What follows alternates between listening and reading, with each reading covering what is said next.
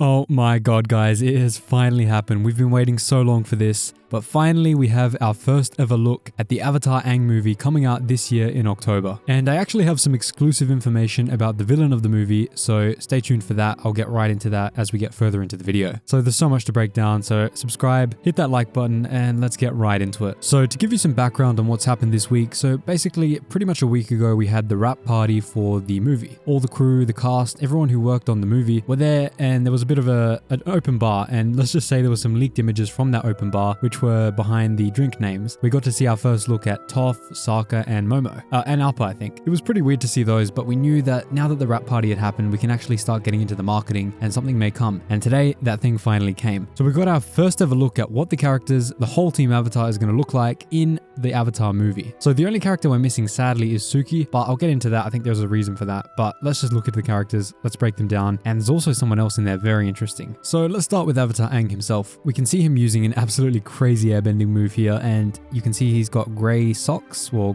grey outer layer on his clothing, and grey sleeves. Now, very interestingly, you can see under his Air Nomad emblem that he has 3 little blue pearls or little blue beads on his necklace, and I think this is to honor Katara actually. I think this is a very nice humble tribute to Katara, and you'll see why I'm saying this because she actually does exactly the same but the inverse. She actually wears something that's an honor to Aang, and this is so cool. This obviously shows their love for each other, as we know that they got together at the end of the series, but it shows their respect for each other's tribes and coming together. I think this is such a nice touch from the animators here, and I think it really adds another layer to their relationship. So this is definitely an updated but still very faithful to the original look that he had in the original series, and he looks slightly older, but the one thing he's missing that many fans of Korra actually might be worried about, he doesn't actually have the handlebar mustache here. So I don't think he's at that point yet where he's going to have that because he's not old enough, but he's clearly matured a lot from the animated show, so this is going to be absolutely huge. Now, a lot of people didn't like the handlebar mustache look in The Legend of Korra, so if you didn't like that, let me know in the comments, but I think it was pretty good and I think it was pretty faithful to what was there anyway. But next up we have Katara. Now this one's awesome. She's very slightly aged up. She has a different hairstyle from that leaked concept art footage that we saw at the Paramount Investor Day like a year ago or something. Instead of being flowy hair, she has braids, and she's clearly just doing a waterbending move similar to Aang, but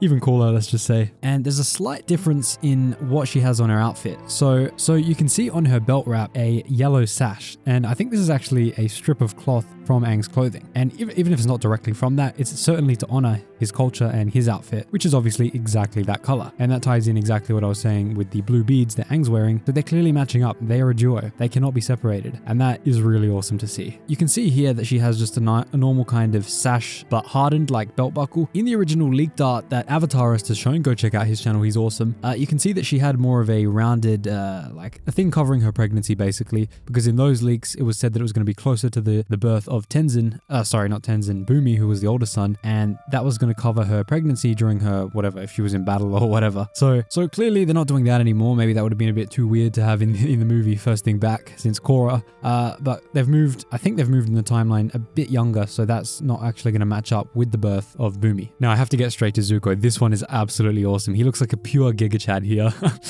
His hair is just majestic. He looks like a typical samurai warrior, and that matches up because Japan is obviously representative of the Fire Nation.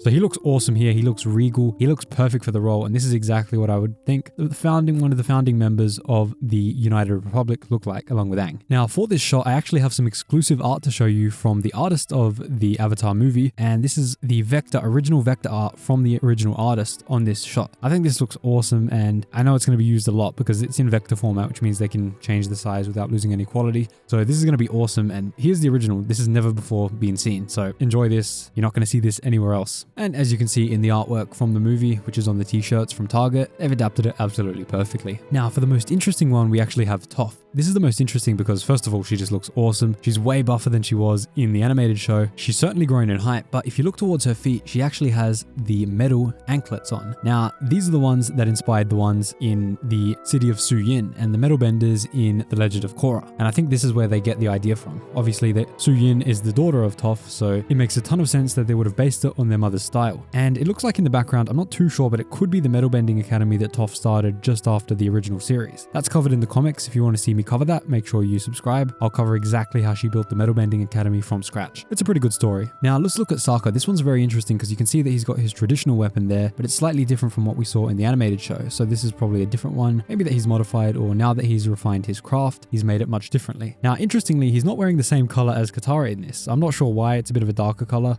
It looks awesome. I will say it looks awesome. However, it's a different color and we're not sure why. Maybe there's some tribal differences between men and women in the Southern Water Tribe as they grow up, and they have to wear different colors for cultural reasons. Who knows, but he looks awesome here, so I'm really happy to see that. And then we get to the most interesting part. If you look at the actual complete group photo that they have posted here, you can see a very interesting figure on the left. And very interestingly enough, he's actually an airbender. So this means he survived the 100-Year War. Or did he? No, he didn't. That's what I have as my exclusive information about the plot of the show. So as you can see here, he's got arrows. The one on his arm is very similar to Aang's, but the one on his head is very, very similar to the ones that we saw in the time of Avatar 1 in The Legend of Korra. Now, I'm going to tell you exactly why that is in just a second, but first of all, I must say he looks exactly like Dave Bautista. So, and we know Dave Bautista is voicing the villain of the movie, therefore this is the main villain of the movie, an airbender. Now that's very interesting for Aang because he has probably never faced an airbender in a villain capacity. Now, for the information I've heard, this man here is actually an airbender that is from the time of 1 or sometime a bit later than that, we're not too sure, but he's certainly from the past, and he's been frozen in an iceberg for all this time, through the 100-Year War, through all the wars and everything that happened, all the avatars, Avatar Yang Chen, Kuruk, Kyoshi, and he's been unfrozen in this time, probably from that temple in the background you can see in the image, and he will serve as the antagonist that goes against Aang. Now, because of the arrows, I think Aang's going to be friendly to him at first. I think this is what Avatarist also said. He's probably going to be friendly to him at first, and then he's going to turn, and Aang's going to have to make a very, very tough decision. He doesn't want to make an enemy of the only other airbender in existence at this time, because remember, his sons aren't born yet. So that's going to be a very interesting moral quandary for Aang. How does he deal with potentially having to kill someone else, first of all, which was a big problem with him against Ozai, but second of all, one of the only other people left of his nation. He's the only other airbender left. Now, he looks like Dave Bautista, as I said, and usually what they're doing these days in animation is they're going to make the character in animation look like the voice actor, just in case they ever one day make a live action and have to bring the voice actor into live action. And then there's no problem with looks. You can just bring the original voice actor and he'll look exactly the same. This is what they did with Bo-Katan in the Clone Wars, and then she came into Rebels, and then of course